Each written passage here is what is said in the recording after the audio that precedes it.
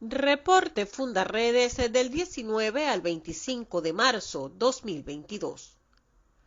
Fundarredes publicó su boletín número 38 en el que analiza la nueva correlación de fuerzas que pugnan por el control de los territorios fronterizos en el estado Apure y los efectos que esta situación ha causado sobre la población civil, obligada a desalojar sus hogares y migrar de manera forzada hacia espacios más seguros. El número de desplazados en la zona se cuenta por miles y supera con creces los esfuerzos que los organismos internacionales y los gobiernos locales de Colombia dedican para atenderles frente a la total indiferencia social de las autoridades venezolanas. Javier Tarazona supera los 265 días de detención injusta en el SEBIN del Helicoide, sometido a tratos crueles e inhumanos en los que además se le prohíbe incluso el acceso a la luz del sol. El caso de Tarazona fue denunciado por la alta comisionada de las Naciones Unidas, Michelle Bachelet, y por la Misión Internacional Independiente para la Determinación de los Hechos de la República Bolivariana de Venezuela, quienes destacaron la delicada situación de salud que presenta y el riesgo que ello supone para su vida, en vista que tras más de 8 meses de detención arbitraria como preso de conciencia, aún no se ha iniciado su audiencia de juicio, situación que ya constituye un patrón en los casos de presos políticos en el país.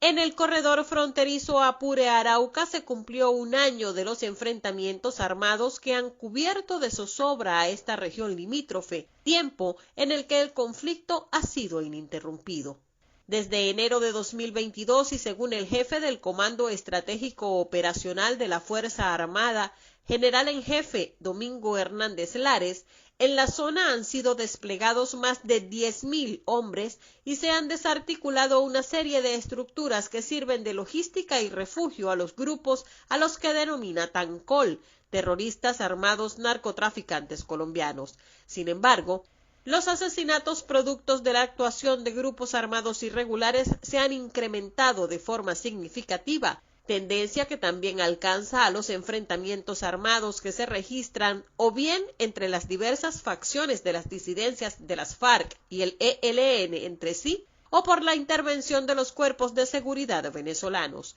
En cualquier caso, las principales víctimas contra las que se han cometido importantes violaciones de derechos humanos como asesinatos, ejecuciones extrajudiciales, falsos positivos, detenciones arbitrarias, desapariciones y minas antipersonas, se encuentran entre la población civil que en reiteradas oportunidades se ha visto forzada a abandonar sus hogares para buscar refugio en la ribera colombiana de la frontera o en poblaciones de estados vecinos.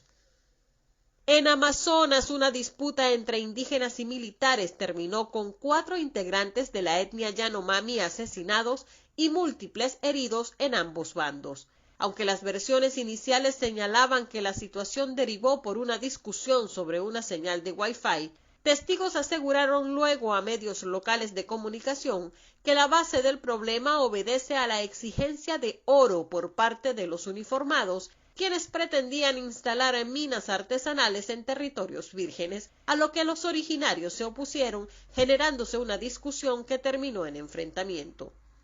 Los pueblos indígenas de esta región de Venezuela sufren por la extrema pobreza en la que viven y particularmente por la falta de conocimiento, valoración y respeto de sus tradiciones culturales y de sus tierras. Organizaciones indígenas y de derechos humanos, entre ellas Fundarredes, han exigido se investigue a fondo y se establezcan las responsabilidades pertinentes con relación a estos hechos. En Táchira, un reconocido empresario de Ureña fue asesinado por sicarios tras ser obligado a subir a un vehículo mientras se encontraba en la casa de su padre. Su cuerpo apareció en una zona remota un par de horas después. 2 hermanos se encuentran desaparecidos desde el 30 de marzo cuando salieron en motocicleta a encontrarse con un amigo. Las trochas que comunican a Venezuela y Colombia sirven de corredores para el paso irregular de vehículos robados que posteriormente son comercializados al otro lado de la frontera. Esta semana, un agente de la policía de Colombia fue asesinado para robarle una camioneta que posteriormente se evidenció mediante videos, fue pasada en menos de 5 minutos a Venezuela por la trocha La Toscana, hacia el sector Boconó que conduce a Tienditas en Ureña. Del otro lado de la frontera, las autoridades colombianas anunciaron la detención de 7 integrantes del ELN, entre ellos 2 de nacionalidad venezolana. En otro hecho, un maletero venezolano desapareció tras sostener una discusión con un grupo de guardias nacionales en San Antonio durante la noche, y en la madrugada su cadáver fue hallado con varios impactos de bala en el sector colombiano de Boconó, en la frontera con Ureña, zona en la que operan distintos grupos armados irregulares como el ELN, el Clan del Golfo, el Tren de Aragua y el FBL. El gobernador de Táchira, Freddy Bernal, denunció que grupos irregulares han llamado por teléfono a varios alcaldes de la entidad para amenazarlos y extorsionarlos. En Bolívar, un niño de 8 años fue arrebatado a la fuerza del lado de su madre por 2 hombres y una mujer,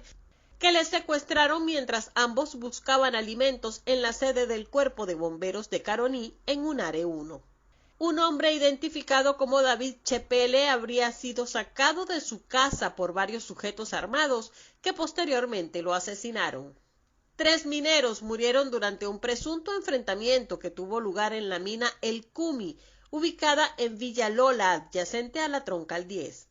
Campesinos y productores agropecuarios del sector rural El Candado, ubicado a escasos kilómetros de la capital del municipio Piar, denunciaron que sufren permanentes amenazas de muerte y hostigamiento por parte de particulares que actúan en complicidad con algunos jefes de organismos de seguridad.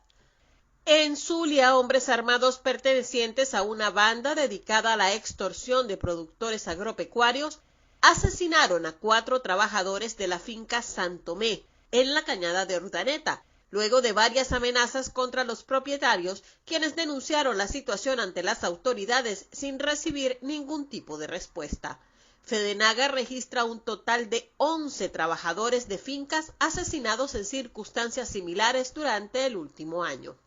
En otro hecho, funcionarios del Comando Nacional Antiextorsión y Secuestro, CONAS, detuvieron a 3 miembros de la banda de Yeico Masacre en la zona rural del municipio Santa Rita, en el estado Zulia.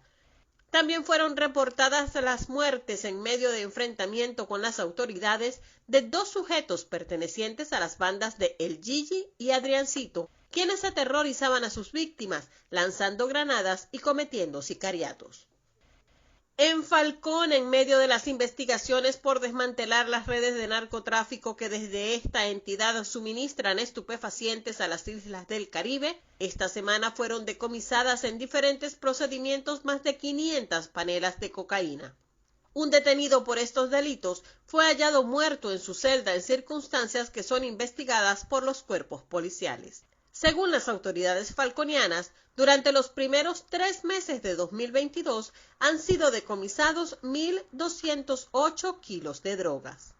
Comparte, ayudemos a vencer la censura en Venezuela. Consulta esta y otras informaciones en nuestro portal www.fundaredes.org.